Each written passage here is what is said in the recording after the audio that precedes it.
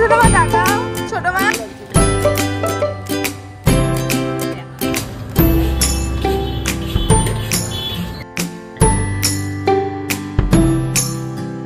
হেই hello সবাইকে welcome back to my channel Swapnamadhur. আমি সাথে প্রজ্ঞা আবারও হাজির হয়েছি নতুন একটা ব্লগের সাথে। আজকে দেখো আমি ঠাম্মা সবাই সাজুগুজু করা আমাদের কমপ্লিট। তোমরা যারা আগের ব্লগটা আমার দেখোনি দেখে আসতে পারো। আসলে আগের ব্লগে তোমাদের বলেছিলাম আজকে দুপুরে যাব রেস্টুরেন্টে, সো আজকে ওই জন্যই রেডি হয়ে গেছি আমরা। আর ও চলে এসছে বাড়িতে লাঞ্চ করতে। এখন হচ্ছে স্কুলে টিফিন টাইম, এই সময় এসে দুপুরবেলা আজকে পেট পুজো করে যাচ্ছে। আমি বলেছিলাম যাওয়ার জন্য, আবার স্কুল ছুটি একটা বিশাল ব্যাপার। তারপর তো তড়িঘড়ি করে খাওয়া দাওয়া কমপ্লিট করছে, স্কুল টাইমে আবার যেতে হবে। প্রায় টিফিন শেষ, আর এইদিকে আমার দিদা ফোন করেছে, তাই দিদার সাথে কথা বলছি। ও একটু রেস্ট নিচ্ছে, খেয়ে দে। চলো এবারে আমরা বেরোবো। ও চলে গেল স্কুলে। আগের ব্লগেই তোমাদের বলেছিলাম আমরা কে কে যাবো, তাও আবার বলি, আমি, ঠাম্মা, মা, ছোটো মা আর আমার ভাই আর বোন। আর এখানে তো টোটো বলা হয়েছে, আমরা টোটো করে যাচ্ছি। যেখানে যাচ্ছি সেটা 9-10 মিনিটের রাস্তা প্রায়। কেন ভাই সামনে বস, কেউ দেখবে না, যা সামনে বস। আসলে আজকে ভাই বোন কেউ স্কুলে যায়নি। তোমরা কমলা কালারের যে বাড়িটা দেখছো তার পাশে যে বিল্ডিংটা, ওটাই হচ্ছে স্কুল। ওই জন্য রীতিমতন ভয় পাচ্ছে। এবার গাড়িতে ওঠার পালা আমার বোন আর আমার ছোট মা। ছোট কানে মনে ছিল না, হেভি লাগছে না? আর ওই ড্রেসটা পরতেই চাইছিল না। এই যে এই জামাটা আমি বললাম বুনু পর, আমি লাল লাল ম্যাচিং হবে, দেখো ওই জন্য মুখটা দেখো কেমন করে রয়েছে। ও না, ও পড়তে যাচ্ছিল না, একটা ফটো আছে না, না একটা ফটো আছে না, সেই কল্যাণী চাউমিনে গেছিলাম, সেটার ফটো আছে। হাই করে দাও। হাই। ফাইনালি আমরা রওনা দিলাম। ছোটো মাও বসে গেছে, আমি ভাই বোন তিনজন একসাথে বসেছি। আমি বড়, আমার বোন তারপরে, আর আমার ভাই ছোট, তিনজনই পরপর। ফাইনালি এই যে আমার স্কুল। সত্যি আমার স্কুলের সামনে দিয়ে গেলে সেই আগের দিনের সব কথাগুলো মনে পড়ে। যাই হোক, আমরা প্রায় রওনা দিয়ে দিয়েছি। চলো দেখতে থাকো, সঙ্গে থাকো।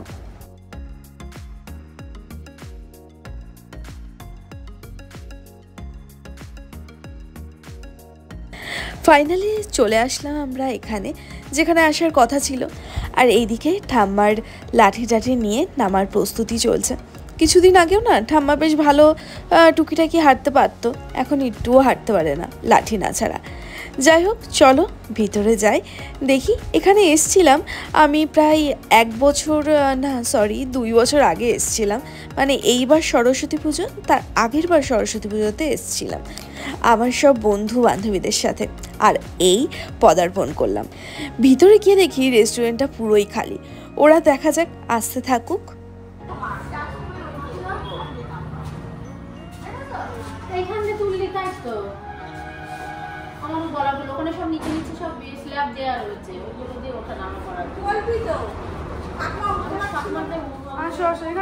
বসো।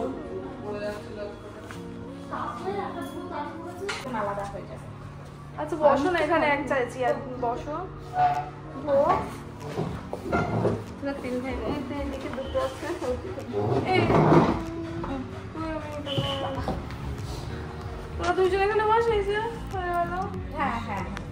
যাই হোক, আসার সাথে সাথে তো মেনু পেয়ে গেলাম। এখানে আমরা 6 জন এসছি ঠিকই, কিন্তু আমার ঠাম্মা বাড়ি থেকে আবার দই দিয়ে ভাত দিয়ে খেয়ে এসছে। বলছে যে আমি কি ওখানে গিয়ে খেতে পারবো। আসলে আমার ঠাম্মা ঝাল কিছু খেতে পারে না, আর বাইরের কিছু খাই না বলতে গেলে। ওই জন্য ঠাম্মা জাস্ট ওই শো হিসাবে যেহেতু আমাদের সাথে এসছে। তারপর রীতিমতন খাবার দাবারগুলো দেখছি, কোনটা নেওয়া যায়, কোনটা সবাই খায়, কারণ আমাদের সবার পছন্দ ঠিক আলাদা আলাদা। এবার তারপর সব কিছু দেখে শুনে আমার মনে হলো আমি কম্বো প্যাকটাই নেওয়াটাই ভালো। ওই জন্য চোখ পড়ল ঠিক কম্বো প্যাকের কম্বোর ওপর। এবার ওই কম্বোটাই আমরা নিয়েছি, যেটা আমার মা ছোটো মা সবাই একমত। মা ছোটো মা যেটা বলবে সেটাই তো চলতে হবে, কারণ যত ভালোই হোক না কেন ওদের কাছে ভালো মানেই সেটা ভালো। যত ভালো হোক না কেন ওরা যদি খারাপ বলে তাহলে ওটার থেকে খারাপ কিছু নেই। আমার মারা তো এরকম, তোমাদের কে কেমন অবশ্যই কমেন্টে জানিও। আমি তো তাও আজকে রীতিমতন ভয়ে ছিলাম। আজকে যেহেতু আমি এখানে নিয়ে এসেছি, খাবার দাবার কেমন, ওরা তো আগে খায়নি এই রেস্টুরেন্টে, আমি শুধু ঠাকুরকে ডাকছিলাম যাতে খাবার দাবার ভালো হয়, না হলে মা ছোটো মা আমাকে তো দেবে যাচ্ছে তাই ভাবে। কিছুই না, 2 দিন ধরে কথা শোনাবে, কী রে কোথায় নিয়ে এসছিস, কেমন খাবার দাবার কেমন খাবার দাবার। ওদের কাছে ভালো মানে সেটা অনেক, আমার কাছে হিউজ পরিমাণ ভালো, সেটার থেকে উপরে কিচ্ছু হয় না। যাই হোক, ওদের ব্যাপারে আর কথা বললাম না, ওদের ব্যাপারে কথা বললে আর শেষ হবে না। চলো তাহলে এই রেস্টুরেন্টটা ঠিকঠাক করে দেখিয়ে নেওয়া যাক। এইদিকে তো মহারানীরা সব বসে রয়েছে, আর আমার ভাই বোন তো ফোনই দেখে যাচ্ছে। সত্যি কথা বলতে আমি মা, ছোটো মা, ঠাম্মা সবাইকে প্রচণ্ড পরিমাণে এখনও পর্যন্ত ভয় পাই, কারণ কোনো ড্রেস পরা থেকে শুরু করে কোথায় যাওয়া থেকে শুরু করে কোনো কিছুতে ওরা খুদ বের করবেই। অবশ্য অনেকক্ষণ ধরে ছোটো মা বলছিল কি একটা বলবে, চলো শোনা যাক।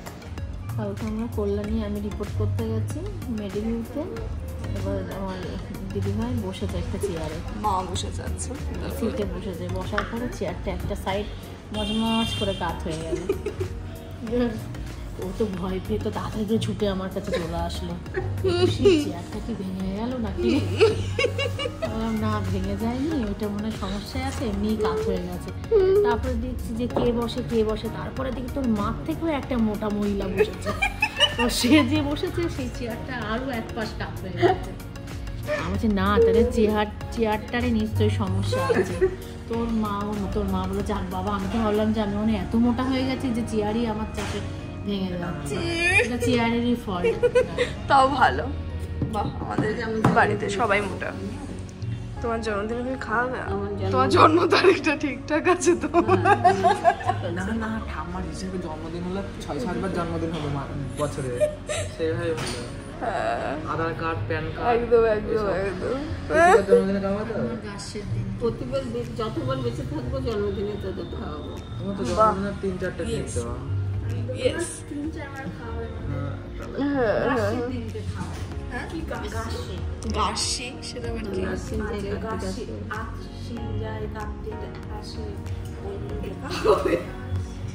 হাসছো কেন?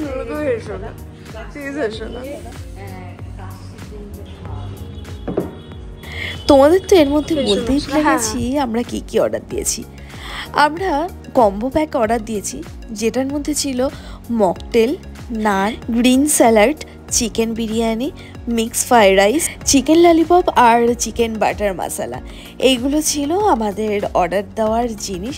চলো আস্তে আস্তে আসুক, তারপর দেখব। আর দেখো নীল লাল মকটেল দিয়েছে, কি দারুণ লাগছে না দেখতে। চলো তাড়াতাড়ি করে ফটো তুলি।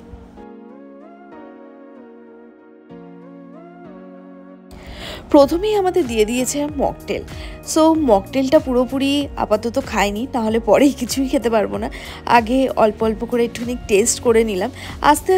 আস্তে শুরু করে দিয়েছে আমাদের অর্ডারের জিনিসপত্র। এখন প্রায় 3টে বেজে গেছে, খিদেতে তো পেট গুড়গুড় করছে, আর বিশেষ করে এত সুন্দর গন্ধ বেরোচ্ছে না, গন্ধতে থাকতেই পাচ্ছি না। আবার না 4টে সাড়ে 4টের মধ্যে বাড়িতে পৌঁছাতেই হবে।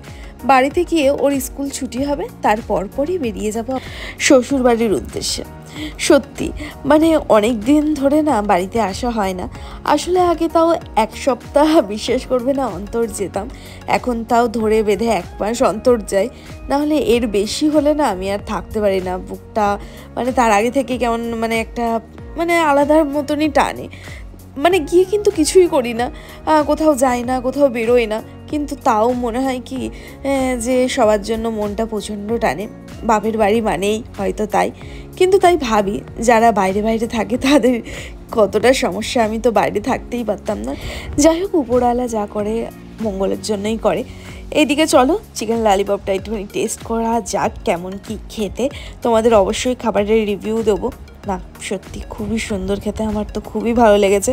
এইদিকে মা বাড়িতেও সার্ভ করে দেয়, এখানেও সার্ভ করে দিচ্ছে সবার। চলো, আর বুনুকে দিয়েছি আমি ভিডিও করতে।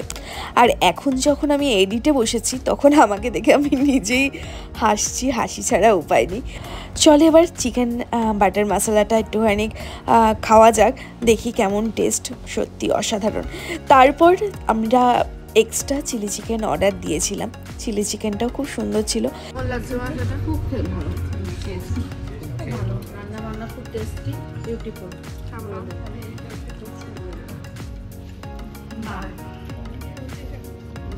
কেমন লাগছে? আমার পেটটা ভালো। সত্যি কথা বলতে খাবার দাবার আমার খুবই ভালো লেগেছে। দেখো পাত পুরো পরিষ্কার আমার, আর পেটটা জাস্ট ভরে রয়েছে। মানে আমি এত কিছু খেয়েছি আমি নিজেও ভাবতে পারছি না। আর এইদিকে ঠাম্মা বসে রয়েছে, টোটো কোথায় যেন গেছে, বলল আসবে। সেই ফাঁকে আমাদের কিছু কেনার ছিল, তাই কিনে নিচ্ছি। আর এইদিকে ছোটো মা দাঁড়িয়ে পড়েছে এই চিড়ে ভাজা, এই বালি দিয়ে নাকি চিড়ে ভাজা, এটা খুব সুন্দর লাগে এই চিড়ে ভাজা দেখে।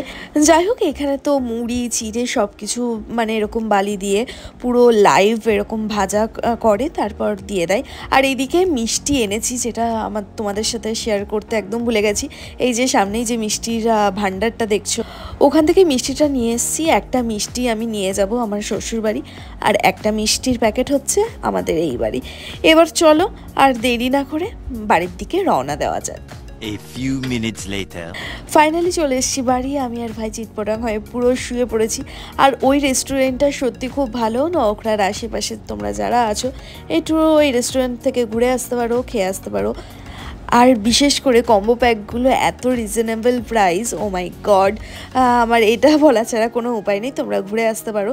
তারপর মা নিয়ে আসলো আইসক্রিম, সবার বিলি করছে আইসক্রিম, আমি কেন বাদ যাই। সো বসে বললাম আইসক্রিম খেতে, এত কিছু খেয়ে আইসক্রিমটাই বাদ ছিল। ওকে যাই, এবারটা চেটে পুটে পুরো আইসক্রিমটা খাই। তোমরা কে এরকম করে আইসক্রিম খাও আমাকে অবশ্যই কমেন্টে লিখে জানিও। আর আমার মা চেঁচাই বলে তুই কাগজ শুধু চিবিয়ে খেয়ে নে, কী করব। যাই হোক, তাহলে টাটা বাই বাই, এখনকার মতন এই পর্যন্ত। আবার আসবো সোম বুধ শুক্র ঠিক বিকাল 5টায়। ততক্ষণ তোমরা ভালো থাকবে, সুস্থ থাকবে, সাবধানে থাকবে। হে আর একটা কথা বলার ছিল।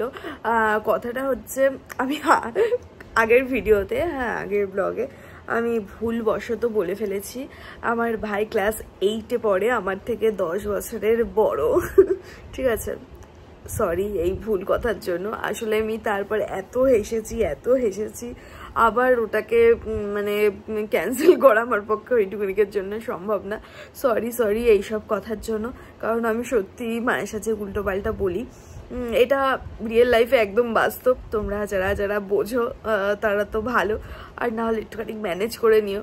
অনেকে কমেন্ট করছে, অনেকে আমার জানিয়েছে তারা হাসতে হাসতে পাগল হয়ে গেছে, আর আমি নিজের ভিডিও দেখে নিজেই এখন হাসছি। সো অনেক সরি। ঠিক আছে, এইটুকুনি না, অনেক বড় আমার ভাই ক্লাস 8-এ পড়ে, আমার ভাই নাকি আমার থেকে 10 বছরের বড়। মানে একটা ভুল বলারও লিমিট থাকে সত্যি। So tata bye bye.